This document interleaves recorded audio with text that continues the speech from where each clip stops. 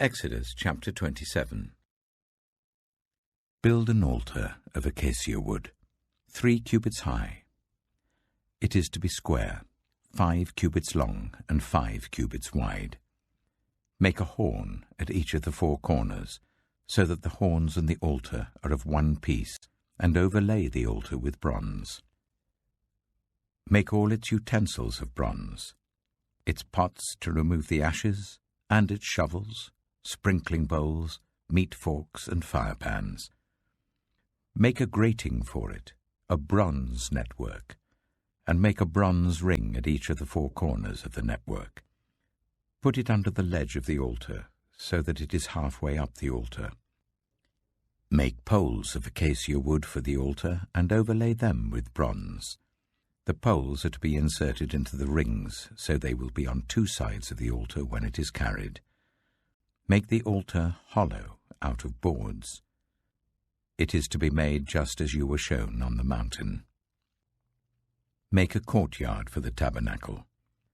The south side shall be 100 cubits long, and is to have curtains of finely twisted linen, with 20 posts and 20 bronze bases, with silver hooks and bands on the posts.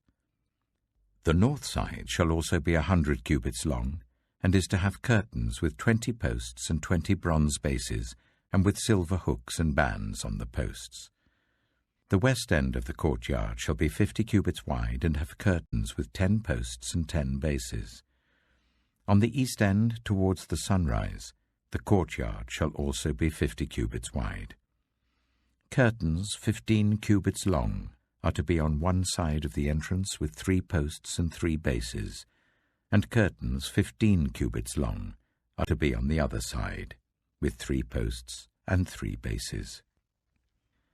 For the entrance to the courtyard, provide a curtain 20 cubits long of blue, purple, and scarlet yarn, and finely twisted linen, the work of an embroiderer, with 4 posts and 4 bases. All the posts around the courtyard are to have silver bands and hooks and bronze bases. The courtyard shall be 100 cubits long and 50 cubits wide, with curtains of finely twisted linen 5 cubits high, and with bronze bases. All the other articles used in the service of the tabernacle, whatever their function, including all the tent pegs for it and those for the courtyard, are to be of bronze. Command the Israelites to bring you clear oil of pressed olives for the light, so that the lamps may be kept burning. In the tent of meeting, outside the curtain that shields the ark of the covenant law, Aaron and his sons are to keep the lamps burning before the Lord from evening till morning. This is to be a lasting ordinance among the Israelites for the generations to come.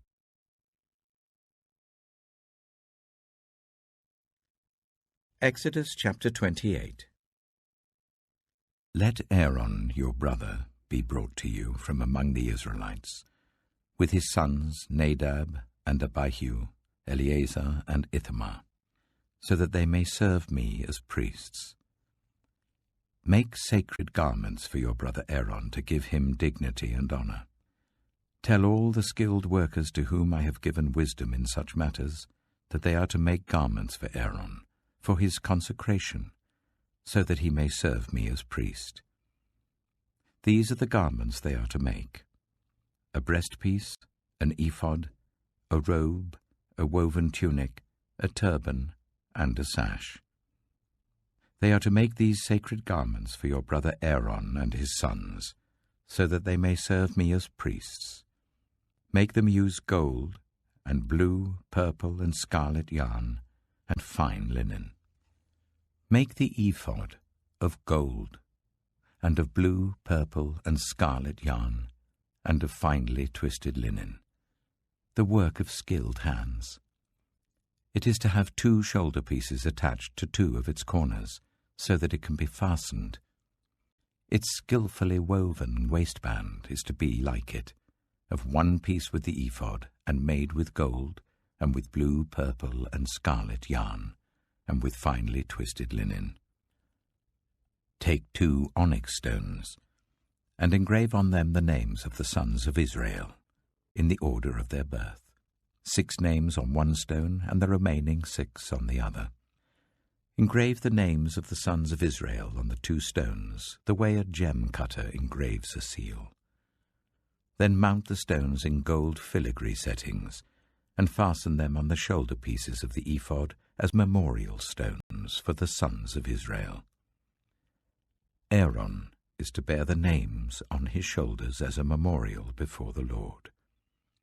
Make gold filigree settings, and 2 braided chains of pure gold like a rope, and attach the chains to the settings.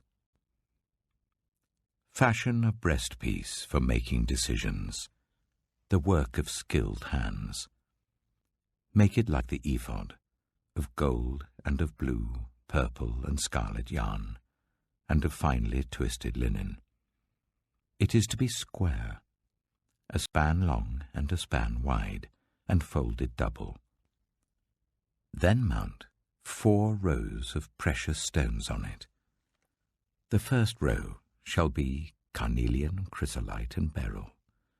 The second row shall be turquoise, lapis lazuli, and emerald.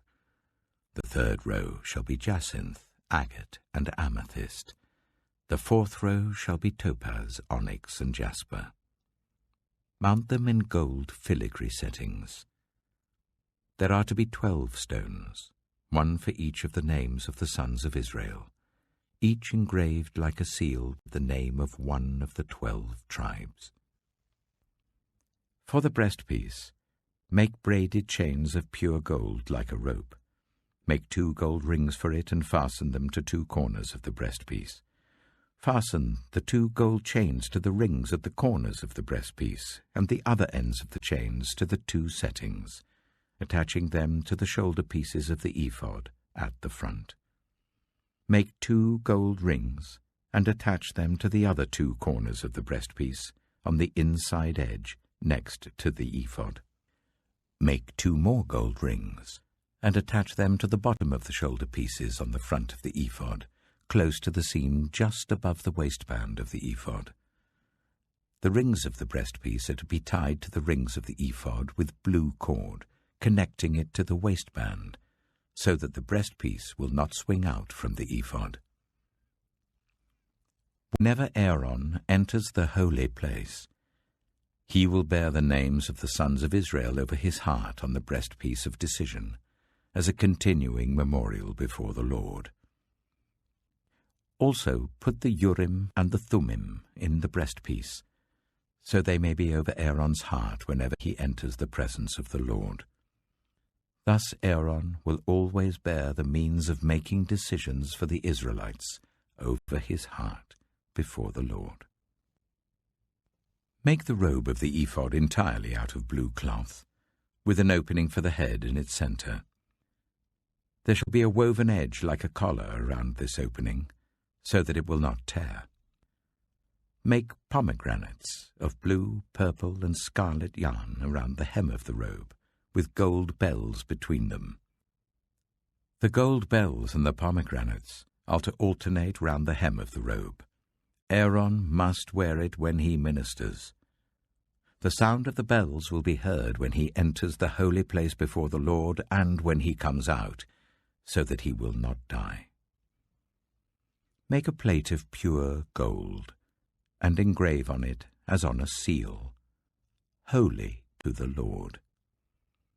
Fasten a blue cord to it, to attach it to the turban. It is to be on the front of the turban. It will be on Aaron's forehead, and he will bear the guilt involved in the sacred gifts the Israelites consecrate, whatever their gifts may be. It will be on Aaron's forehead continually, so that they will be acceptable to the Lord. Weave the tunic of fine linen, and make the turban of fine linen.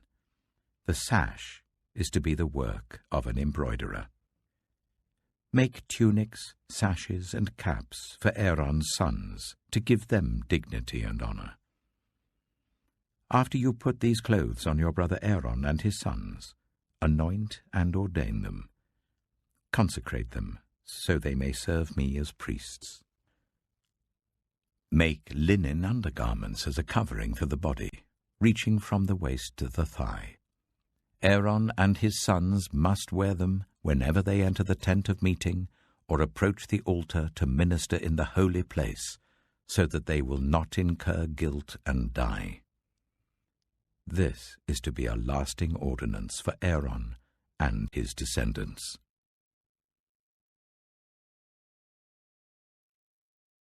Matthew chapter 22. Jesus spoke to them again in parables, saying, "The kingdom of heaven is like a king who prepared a wedding banquet for his son. He sent his servants to those who had been invited to the banquet to tell them to come, but they refused to come. Then he sent some more servants and said, 'Tell those who have been invited that I have prepared my dinner. My oxen and fattened cattle have been slaughtered, and everything is ready. Come to the wedding banquet.' But they paid no attention and went off, one to his field, another to his business. The rest seized his servants, ill-treated them, and killed them. The king was enraged. He sent his army and destroyed those murderers and burned their city. Then he said to his servants, 'The wedding banquet is ready, but those I invited did not deserve to come. So go to the street corners and invite to the banquet anyone you find.' So the servants went out into the streets and gathered all the people they could find, the bad as well as the good, and the wedding hall was filled with guests.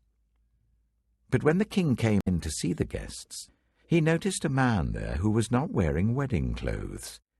He asked, 'How did you get in here without wedding clothes, friend?' The man was speechless.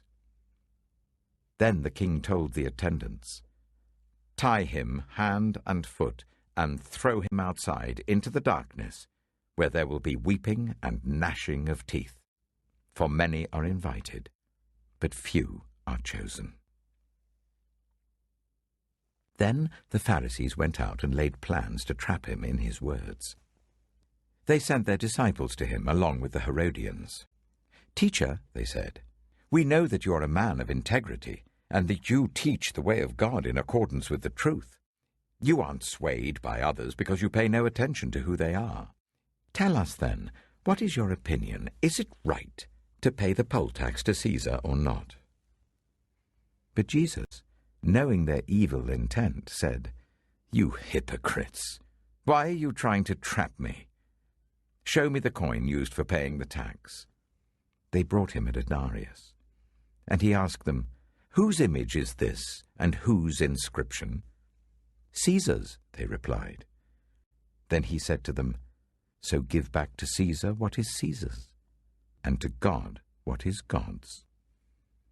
When they heard this, they were amazed. So they left him and went away. That same day, the Sadducees, who say there is no resurrection, came to him with a question. 'Teacher,' they said, 'Moses told us that if a man dies without having children, his brother must marry the widow and raise up offspring for him. Now there were 7 brothers among us. The first one married and died, and since he had no children, he left his wife to his brother. The same thing happened to the second and third brother, right on down to the 7th. Finally, the woman died. Now then, at the resurrection, whose wife will she be of the 7, since all of them were married to her?' Jesus replied, 'You are in error because you do not know the Scriptures or the power of God. At the resurrection, people will neither marry nor be given in marriage. They will be like the angels in heaven. But about the resurrection of the dead, have you not read what God said to you? I am the God of Abraham, the God of Isaac, and the God of Jacob. He is not the God of the dead, but of the living.' When the crowds heard this, they were astonished at his teaching. Hearing that Jesus had silenced the Sadducees, the Pharisees got together. One of them, an expert in the law, tested him with this question. 'Teacher, which is the greatest commandment in the law?' Jesus replied, Love the Lord your God with all your heart, and with all your soul, and with all your mind. This is the first and greatest commandment, and the second is like it. Love your neighbor as yourself. All the law and the prophets hang on these two commandments. While the Pharisees were gathered together, Jesus asked them, "What do you think about the Messiah? Whose son is he?" "The son of David," they replied. He said to them, "How is it then that David, speaking by the Spirit, calls him Lord? For he says, 'The Lord said to my Lord, sit at my right hand until I put your enemies under your feet.' If then David calls him Lord, how can he be his son?" No one could say a word in reply, and from that day on, no one dared to ask him any more questions.